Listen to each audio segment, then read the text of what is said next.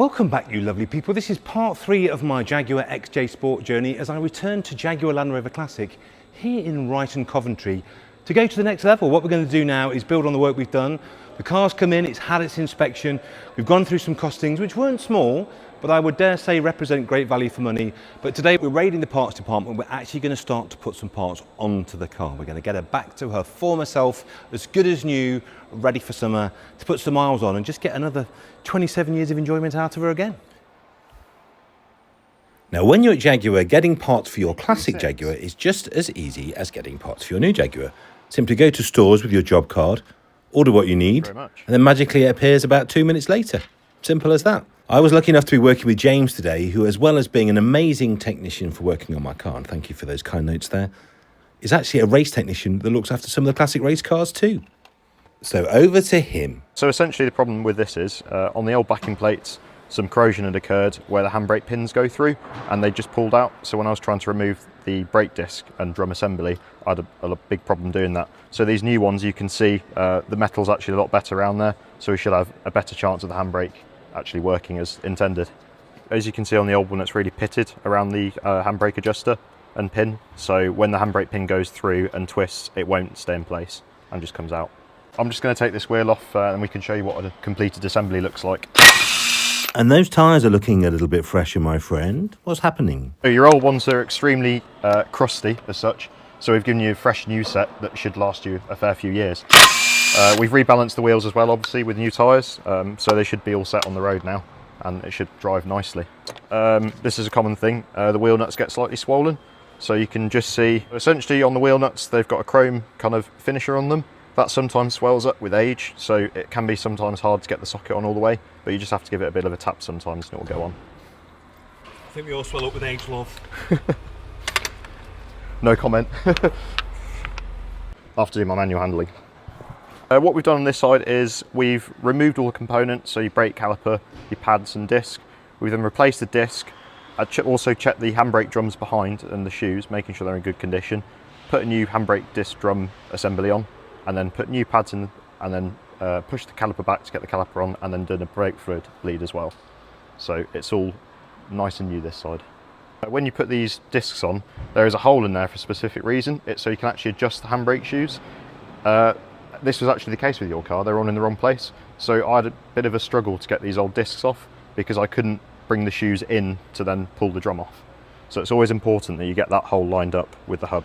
It could be such an aftermarket part or an aftermarket supplier has fitted it and hasn't quite noticed that you've got to line the holes up. There's also another reason though. Some people don't line them up because water can get in there then and then go around your shoes. So it's always best to line it up, but on later models they did actually put a blanking plug over there, so you take that out and then adjust your handbrake as you want to.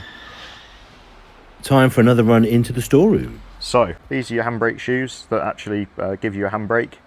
These are the pins that went into your old backing plates, and as you can see, that one had actually probably been spun around. It had fallen out in the past and been rattling around when you were driving, and eventually it probably got caught in something and bent like that. So we've got new pins. There should also be a spring on them to keep them in place, otherwise they'll just pull through, as we said. And there's also some springs for the handbrake as such as well, to keep the shoes in. And then we've also got new pads. I've cleaned up the carrier, all greased, done the slide pins as well, so when it goes back together, the caliper should move nice and freely. And this is where a little job becomes an expensive one. New discs and pads, of course, but then new springs, washers, clips, brackets, fixings, you name it. It soon runs away. So in your front pads, some aftermarket pads basically don't have a chamfer on them, which will basically help with brake squeal and stuff like that. So all our genuine pads have that chamfer on. As long as you fit them the correct way round, your brakes will be nice and quiet. It's always a real pleasure to work with a technician like James. Huge amount of product knowledge, huge amount of enthusiasm, but also just so completely and utterly thorough. Checking and cleaning and replacing everything as needed. But do you think, being a nice guy, he'd let me have this XJ220 engine for mine? Well, we'll do our best to make it fit. One customer's going to be a bit confused when he's got a straight 6 in his instead of a V6, but we'll make it work.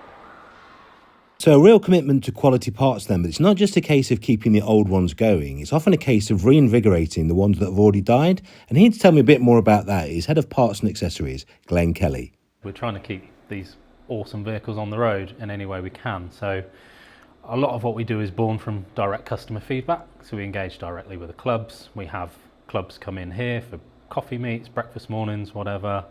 And my team essentially just have as many discussions as we can, basically, and then try and understand what's missing from their world and how can we reintroduce parts that are missing, or introduce upgrade parts or improve parts to make their experience better, basically. We know, for example, that originality is really key in a lot of our Jaguar customers. So what they want to achieve is not to modify with aftermarket parts necessarily. A lot of them like to work on their own cars, but they don't want to do the same job twice. So it's doing the job once, doing it right with the right parts, and essentially completing the job and being able to drive their car rather than having to work on it over and over again. We can ship parts directly to someone's house. We can direct it to your collection manager if you have a collection. We can ship to your restorer if you're having a car restored. So you can go onto our website, you can order the parts directly, and we will ship them from the global warehouse, which is the same warehouse that all the parts ship into the retailers, and they will arrive at your house in OEM approved packaging and go onto your car. Likewise, if you're not that technologically au fait and you do like that old school discussion over the parts counter, head into any of your local JLR retailers and you can order exactly the same parts at exactly the same price and receive that service and have them delivered over the counter as well. With OEM parts, obviously they do attract a bit of a premium, but what we find is customers are generally prepared to pay a little bit of a premium. Obviously we've got to get that sweet spot between quality, originality and price. But ultimately, if someone can fit a part and it fits first time, it fits well and it lasts the life of the car or lasts an appropriate amount of time, then they are willing to pay that little bit extra because they know that they're going to get that quality of service. I mean, we do a whole range of parts. We've got a team constantly working on programs. Your visit's really well timed actually, because we've got quite a few nice parts launching imminently. So the first of which, not the sexiest part, I know, but something that's really important to quite a few of our customers when we've spoken to them, is an expansion tank for the early S-Type 3-litre petrol. So it's something that wasn't available anywhere. We were seeing customers or hearing from customers that were having to modify different expansion tanks to fit in the gap because they couldn't get the right one for their car. So we've gone back to the original supplier who wasn't willing to work with the volumes we could offer, but did have the original tool. So we were able to obtain that tool, move it to a low volume supplier and relaunch that part back into the market. So people can see that OEM expansion tank now on the website and through their retailers. And then at the other end of the spectrum, we're just in the process of launching another batch of panels for the Series 1 E-Type. So we've launched various panels for Range Rover Classic, Defender and E-Type over the last few years. The next batch of 30 panels is coming to us very shortly. That includes things like floors, outer sills, and the all-important front frame for the E-Type as well, which obviously is the first thing to get damaged in any impact, so it's quite an in-demand piece. We've released that using the original Reynolds tubing method. We're releasing parts, as we've said before, that fit nicely, that are e-coated, so they've got that corrosion protection from the off, and people will pay, as you say, a little bit of a premium for them, but they will fit, so hopefully they will save a majority of that premium back in the labour to fit it as well. And for you discerning owners of the later L322, you're going to be very happy because whilst I was there, a brand new Apple CarPlay option dropped.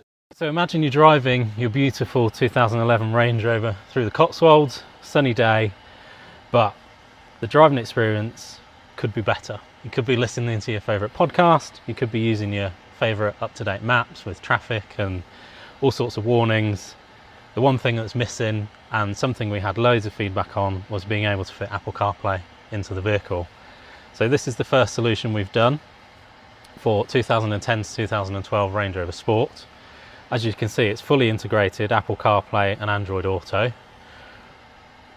It integrates into the original screen, so you have the full functionality of the original system, and then with one press of the button you can flip over to your Apple CarPlay screen, use your maps, listen to your podcasts, your music, integrated fully using the microphone and the USB port. So as you can see here, there's not a single panel out of place, there's nothing additional added to the car other than what is behind the screen driving the Apple CarPlay. The overwhelming feedback we get in everything we do in the parts team is that everyone wants to keep their car as original as possible, and that's why we've gone down this route with this solution, that it retains the original screen, it keeps the original functionality, so you keep all your steering wheel controls, You keep your integrated mic and your USB ports, so rather than having a doubled-in aftermarket solution that changes the look of the dash, actually if you turn the screen off, you would never know that this has been adapted to take the upgrade. Like I say, there's some very good news happening. If you've got an older JLR vehicle, it's wonderful to see that there's a huge amount of investment, time and trouble going into keeping these cars on the road, but not only just the way they were, making them better.